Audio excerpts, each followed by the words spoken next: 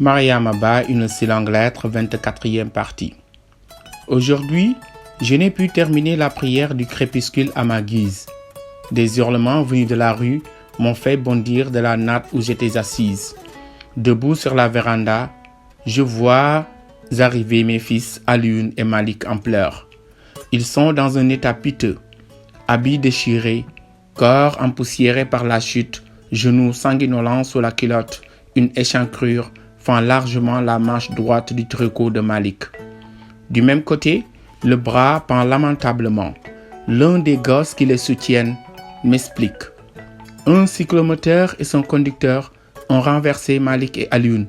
Nous jouions au football. Un jeune homme s'avance, cheveux longs, lunettes blanches, gris-gris au cou.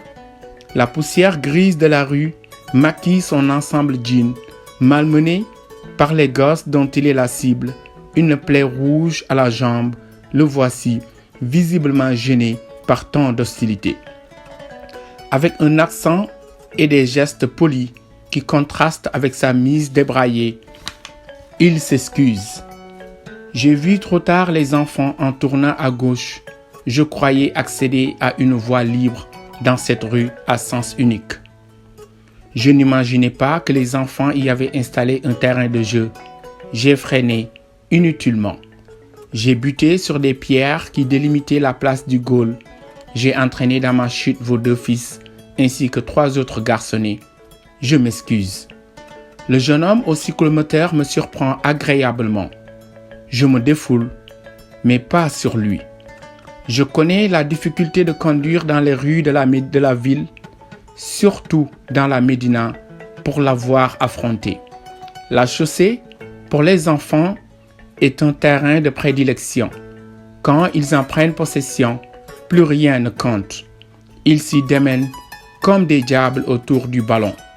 Des fois, l'objet de leur ardeur est un chiffon épais, ficelé, arrondi. Qu'importe, le conducteur n'a pour refuge que son frein, son klaxon, son sang-froid. On lui ouvre une haie désordonnée, vite refermée dans la bousculade.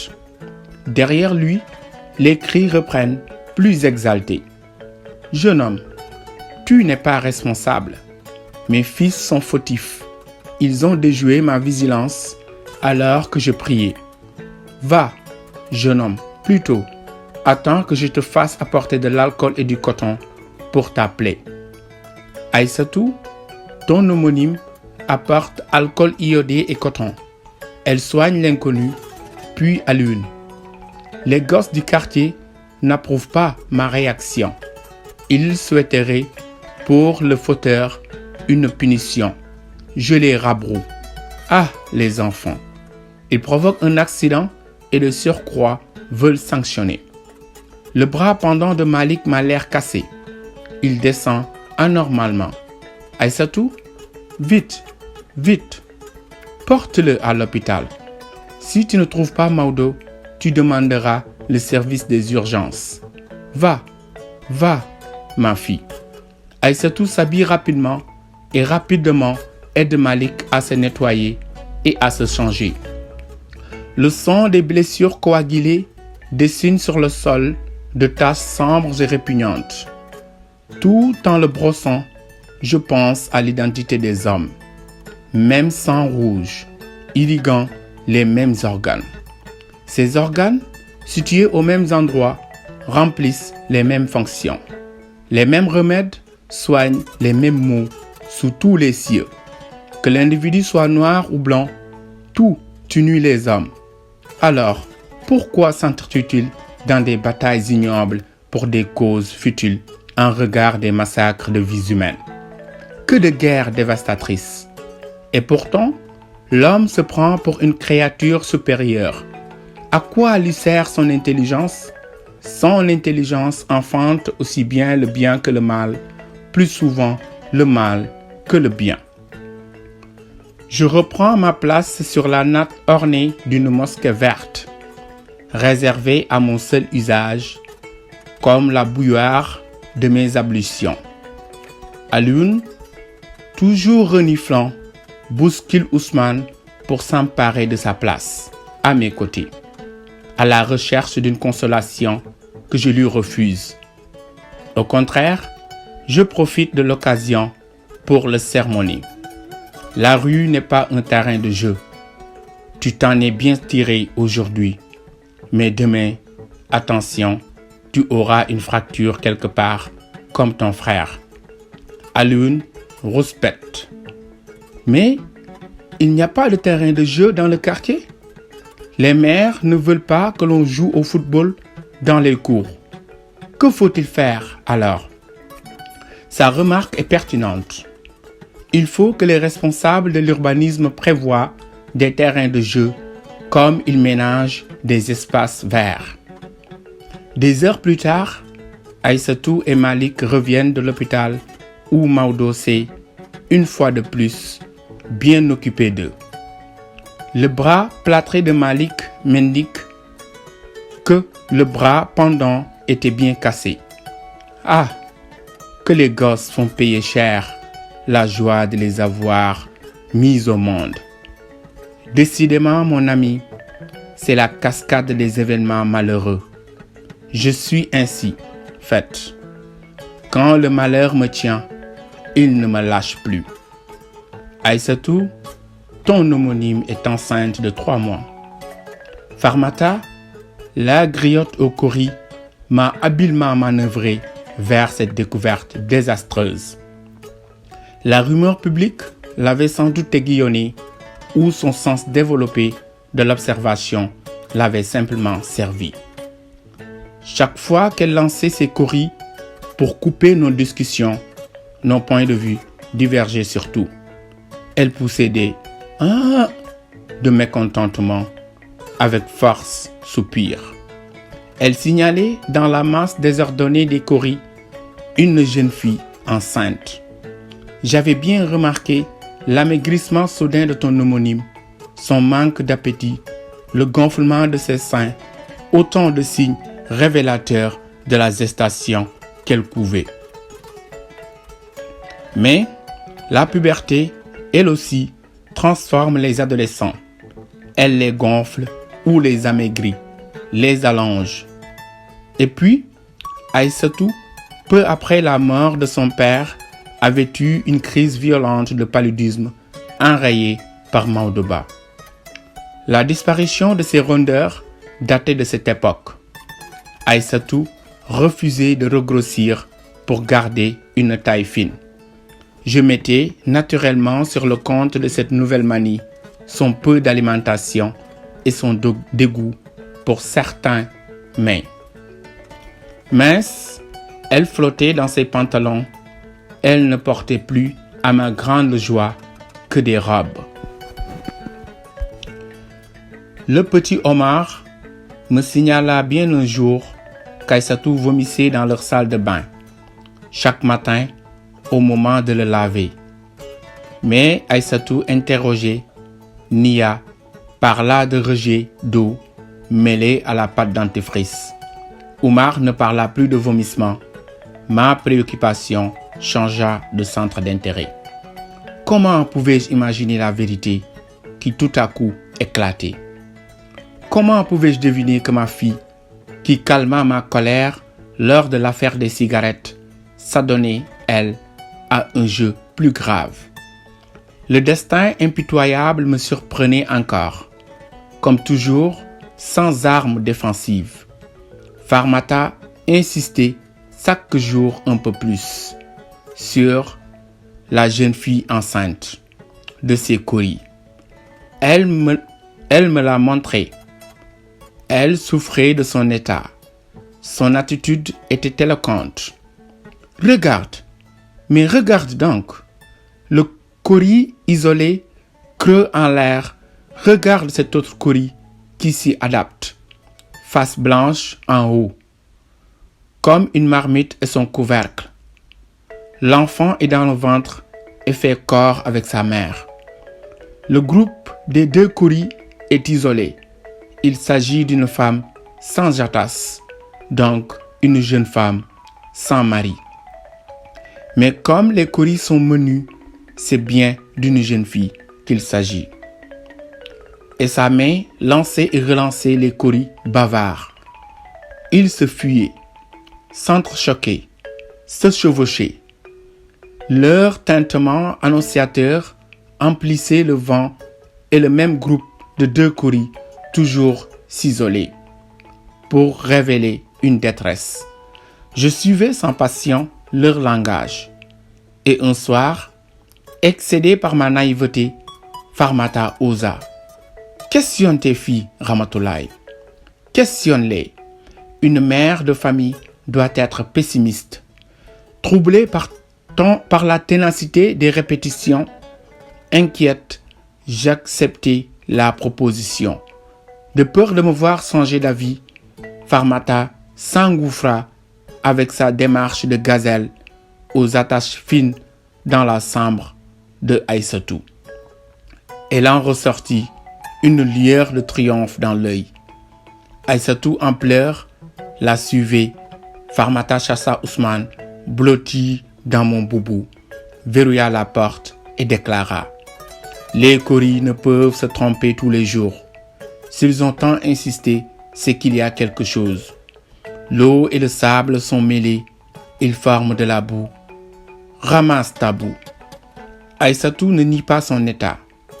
Je l'ai sauvé en te révélant ce qui est. Toi, tu ne devines rien. Elle n'osait pas se confier. Vous n'alliez jamais sortir de cette situation. L'émotion obstruait ma gorge. Moi, si prompte aux remontrances, je me taisais. Abasourdi, je suffoquais de chaleur. Mes yeux se fermèrent, puis s'ouvrirent à nouveau. Je mâchonnais ma langue. La première question qui vient à l'esprit à la découverte d'un pareil état est: qui? Qui est l'auteur de ce vol? Car vol il y a. Qui est l'auteur de ce préjudice? Car préjudice il y a. Qui a osé? Qui? Aïssatou nomma un certain Ibrahima Sall, qui deviendra bien vite, dans son langage, Iba tout court. Je regardais avec ahurissement ma fille si bien élevée, si tendre avec moi, si serviable dans la maison, si efficace en tout. Tant de qualités pouvaient s'allier à un pareil comportement. Iba est étudiant à l'université, étudiant en droit. Il s'était connu à la fête d'anniversaire d'une copine. Iba venait la chercher parfois au lycée quand elle ne descendait pas à midi. Il l'avait invitée à 2 reprises dans sa chambre à la cité universitaire. Elle avouait être bien avec lui. Non, Iba n'avait rien sollicité, ni exigé. Tout était venu naturellement entre eux. Iba connaissait son état. Il avait refusé les services d'un copain qui voulait l'aider. Il tenait à elle. Boursier, il était décidé à se priver pour l'entretien de son enfant. J'apprenais tout d'un seul trait, avec une voix pleine de hoquets entrecoupée de reniflements, mais sans aucun regret. Aïssatou baissait la tête. Je la reconnaissais à son récit sans phare. Je la reconnaissais au don entier d'elle-même à cet amoureux qui avait réussi à faire cohabiter dans ce cœur mon image et la sienne. Aïssatou baissait les yeux, consciente du mal qui m'accablait, moi qui me taisais. Ma main supportait ma tête lasse. Aïssatou baissait les yeux. Elle entendait le craquement de mes entrailles. La gravité de son acte ne lui échappait pas dans ma situation de veuve récente qui succède à mon état d'abandonné. Dans les batailles de filles, à part Daba, elle était l'aînée. L'aînée devrait être exemplaire. Mes dents craquaient de colère. Me souvenant, comme d'une bouée de sauvetage, de l'attitude tendre et consolatrice de ma fille. pendant ma détresse, mes longues années de solitude. Je dominais mon bouleversement. Je recourais à Dieu comme à chaque drame de ma vie. Qui décide de la mort et de la naissance? Dieu Tout-Puissant. Et puis, on est mère pour comprendre l'inexplicable. On est mère pour illuminer les ténèbres. On est mère pour couver quand les éclairs zèbrent la nuit, quand le tonnerre viole la terre, quand la boue enlise. On est mère pour aimer sans commencement ni fin. Faire de mon être un rempart défensif entre tous les obstacles et ma fille. Je mesurais à cet instant de confrontation tout ce qui me rattachait à mon enfant. Le cordon ombilical se ranimait, la ligature indestructible sous l'avalanche des assauts et la durée du temps. Je la revis, nouvellement jaillie de mes flancs, gigotant dans ses langes roses, son menu visage fripé sous les cheveux soyeux. Je ne pouvais pas l'abandonner, comme le dictait l'orgueil. Sa vie et son avenir constituaient un enjeu puissant qui démolissait les tabous et imposait à mon cœur et ma raison sa supériorité sur tout. La vie qui frémissait en elle m'interrogeait. Elle grouillait pour s'épanouir. Elle vivrait pour demander protection. C'est moi qui n'avais pas été à la hauteur. Répu d'optimisme, je ne devinais rien du drame de sa conscience, du bouillonnement de son être, de la tourmente de sa pensée, du miracle qu'elle portait. On est mère pour affronter le déluge, face à la honte de mon enfant, à son repentir sincère, face à son mal, à son angoisse. Devrais-je la menacer? Je pris dans mes bras ma fille. Je la serrai douloureusement dans mes bras avec une force décuplée, faite de révolte païenne et de tendresse primitive. Elle pleurait, elle hoquetait. Comment avait-elle pu, seule, cohabiter avec son secret? Me traumatiser? L'effort et la maîtrise déployés par cet enfant pour se soustraire à ma colère quand le vertige la saisissait ou quand elle me remplaçait auprès de ma turbulente marmaille. J'avais mal. Je gaignais. J'avais profondément mal. Un effort surhumain me redressa. Courage. Les ombres s'estompaient. Courage. Les lueurs s'unissaient en clarté apaisante. Ma décision d'aider et de protéger émergeait du tumulte. Elle se fortifiait au fur et à mesure que j'essuyais les larmes, au fur et à mesure que je caressais le front brûlant. Dès demain, la petite Aïssatou sera consultée. Farmata était étonnée. Elle s'attendait à des lamentations. Je souriais. Elle voulait des remontrances véhémentes. Je consolais. Elle souhaitait des menaces. Je pardonnais. Décidément, elle ne saura jamais à quoi s'en tenir avec moi. Comblée d'attention, une pécheresse l'a dépassée. Elle rêvait pour Aïssatou de somptueuses fêtes de mariage qui la dédommageraient de mes pauvres épousailles, alors qu'elle était déjà une jeune fille attachée à mes pas comme une ombre. Elle avait coutume de te glorifier, toi, Aïssatou, qui lui donnerait beaucoup d'argent au futur mariage de ton homonyme. L'histoire de la fillette aiguisait son appétit et t'attribuait une fabuleuse fortune. Elle rêvait de festivités, et voilà que cette fille est allée se donner à un jeune homme à un jeune étudiant désargenté qui ne lui sera jamais reconnaissant. Elle me reprochait mon calme. Tu n'as que des filles. Adopte une attitude qui peut continuer. Tu verras, si c'est Aïssatou qui a fait ça, ton trio de fumeurs, je me demande ce qu'il fera. Couvre ta fille de caresses, Ramatoulaye. Tu verras.